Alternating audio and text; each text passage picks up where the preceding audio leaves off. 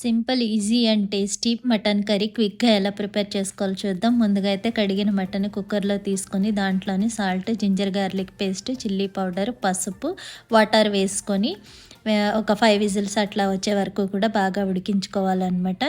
ఆ తర్వాత వచ్చేసి పాన్ పెట్టేసుకొని స్టవ్ పైన వేడైన తర్వాత ఆయిల్ యాడ్ చేసుకొని బిర్యానీ స్పైసెస్ అన్నీ కూడా దాంట్లో వేసేసుకోవాలి. బిర్యానీ స్పైసెస్ ఫ్రై అవుతూ ఉండగా కట్ చేసి పెట్టుకున్న ఆనియన్ కూడా వేసుకోవాలి. ఆనియన్ కూడా మంచిగా ఇలాగా ఫ్రై చేసేసుకోవాలి. తర్వాత దీంట్లో జింజర్ గార్లిక్ పేస్ట్, సాల్ట్ కూడా వేసేసుకోవాలి.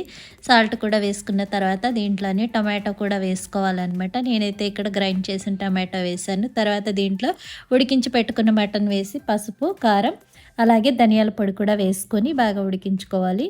లాస్ట్‌లో గరం మసాలా, తర్వాత కసూరి మేతి వేసుకొని ఒక 5 మినిట్స్ అట్లా ఉంచేసి స్టవ్ ఆఫ్ చేసేసుకుంటే మనకు ఎంతో టేస్టీగా ఉంటే మటన్ కర్రీ చాలా త్వరగానే చాలా టేస్టీగా బాగుంటుంది. ట్రై చేయండి. సబ్స్క్రైబ్ చేసి సపోర్ట్ చేయండి.